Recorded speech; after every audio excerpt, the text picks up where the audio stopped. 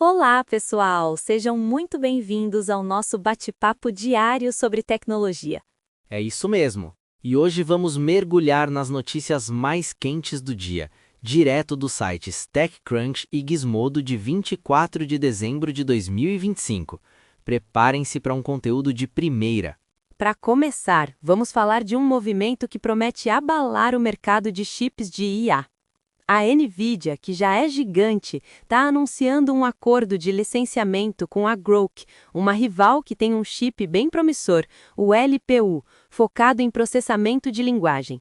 E não para por aí. A Nvidia está contratando o CEO da Groq, Jonathan Ross, e outros nomes importantes de lá. A gente está falando de um acordo que, segundo a CNBC, pode chegar a 20 bilhões de dólares. Cara, isso é gigantesco!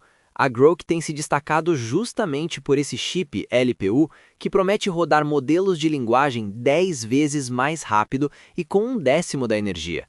Para quem lembra, Jonathan Ross foi um dos criadores da TPU do Google, então ele entende muito do assunto.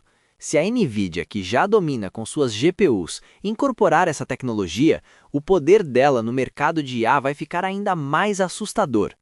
O interessante é que a Groq vinha crescendo absurdamente, impulsionando mais de 2 milhões de desenvolvedores. A Nvidia não está comprando a Groq, mas licenciar a tecnologia e trazer a equipe-chave é uma jogada estratégica para se manter na ponta em um momento onde o poder de computação para IA é ouro. Falando em poder computacional e IA, a gente viu um movimento em 2025 que colocou os data centers no centro das atenções.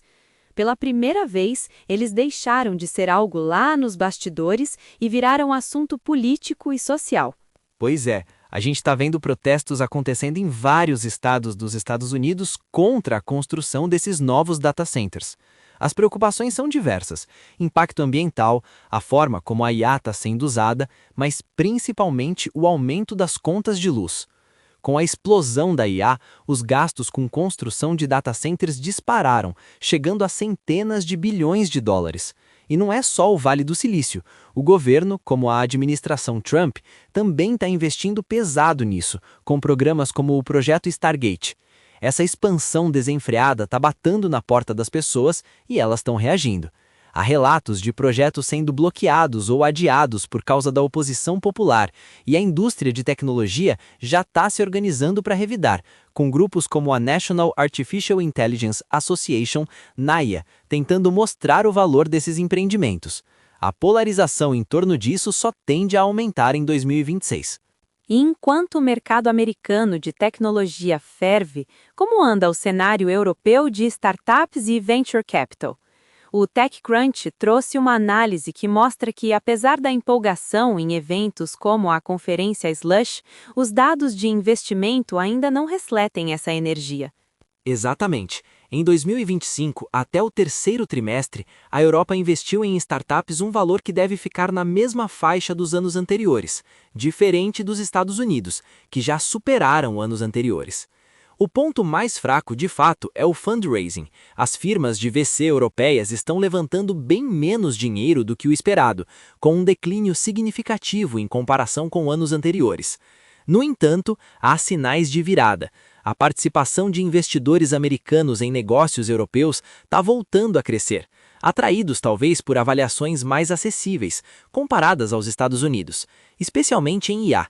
A gente vê exemplos como a startup de IA Mistral, que levantou mais de 1 bilhão de euros com participação de VCs americanos, e a saída da Klarna com seu IPO, que reciclou capital e deu confiança.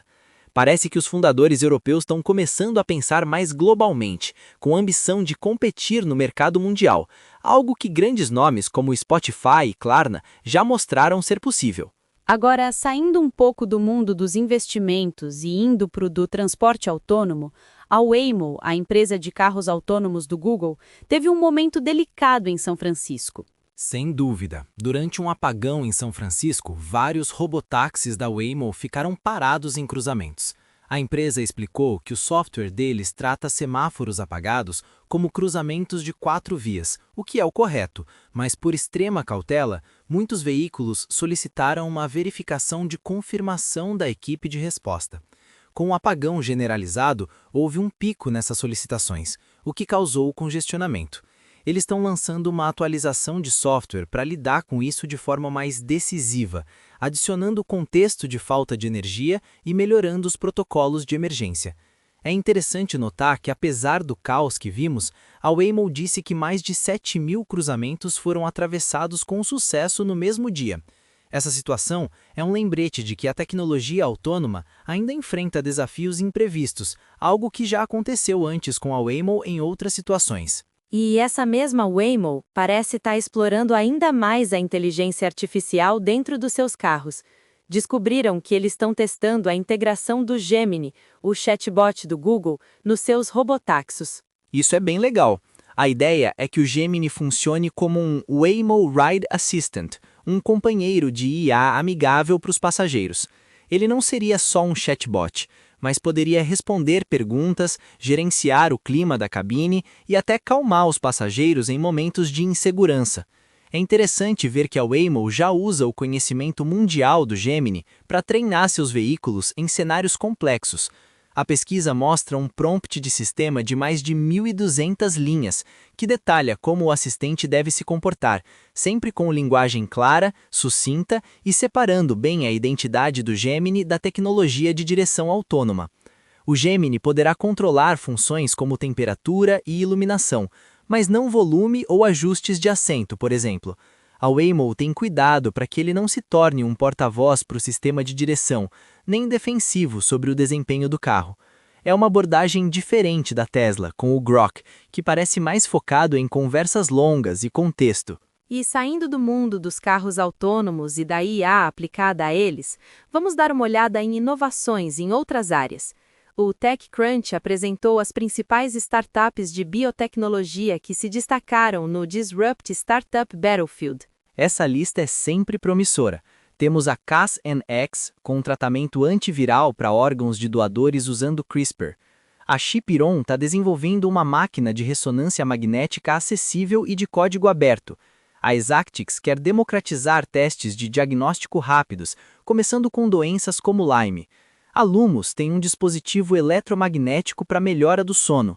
A Miracles desenvolveu nanotecnologia em pó que imita proteínas de coagulação sanguínea, algo que pode salvar vidas. A Nephrogen está focada em terapia gênica para doenças renais, usando o IA para um direcionamento preciso. A Praxis Pro oferece treinamento com IA para vendas e marketing nas ciências da vida. A Remedy está criando testes de diagnóstico acessíveis e estáveis em climas quentes, focados em comunidades carentes. E a SurgiCure criou uma solução patenteada para fixar tubos endotraqueais de forma mais segura. Um show de inovações que mostram o potencial da biotecnologia. E falando em tecnologia aplicada a outras áreas, temos novidades no setor de Food Tech e AgTech, também destaque no Startup Battlefield. Sim, e tem muita coisa interessante saindo do forno. A AIO está produzindo gordura comestível a partir de resíduos agrícolas usando levedura. A Aquawise usa IA e imagens de satélite para monitoramento de qualidade da água em fazendas de camarão e peixe. A Cleve tem agentes de IA que ajudam franquias de restaurantes a analisar dados e criar promoções. A CredoSense oferece um sistema portátil de diagnóstico de plantas com IA. A Forte Biotech tem tecnologia para testar doenças em camarões em fazendas de peixe. A Genesis desenvolve uma plataforma de Business Intelligence para dados de solo incentivando práticas regenerativas. A Greeny Solutions oferece software com IA e IoT para agricultura comercial indoor, automatizando processos. A Instacrops usa IA, IoT e satélite para otimizar campos agrícolas. A Cadeia opera estações de venda de bebidas reutilizáveis em escritórios, eliminando plástico. A Mui Robotics está digitalizando o olfato para robótica, com aplicações em alimentos e outros setores.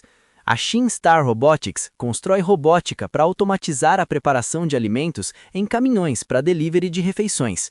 A TensorField usa robótica com IA para identificar e eliminar ervas daninhas sem pesticidas. A Unibio desenvolve polímeros biodegradáveis para entregar agroquímicos.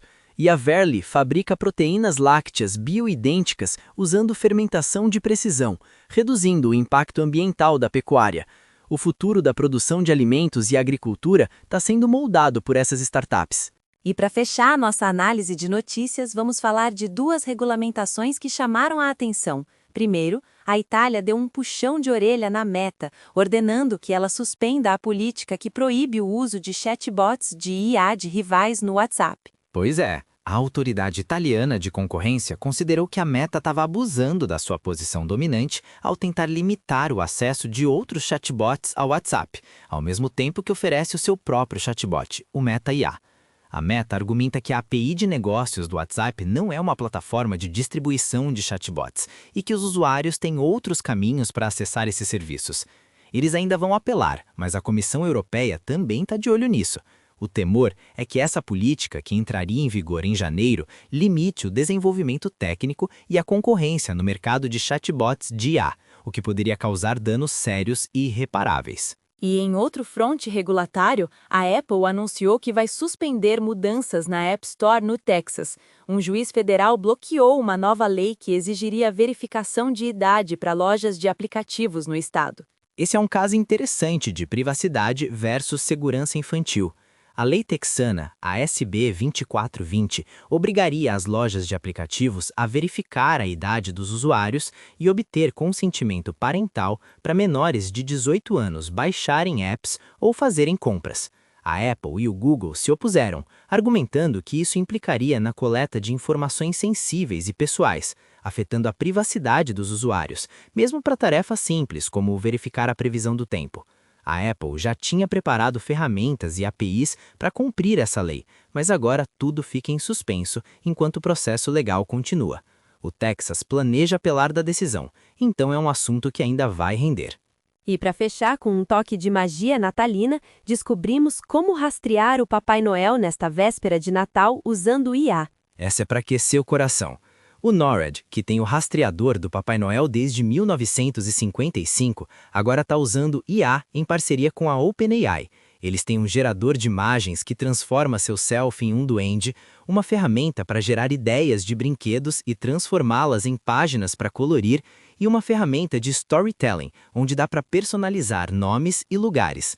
O Google também tem o seu Santa Tracker desde 2004, com mapa em tempo real, vídeos interativos e ainda dá para usar o Google Assistant para perguntar onde está o Papai Noel. É a tecnologia trazendo ainda mais encanto para o Natal. Bom, por hoje é só, pessoal. Que papo interessante, hein? Exato, foi uma verdadeira imersão nas notícias tecnológicas mais importantes do dia. Não esqueçam de nos acompanhar amanhã para mais novidades do mundo da tecnologia.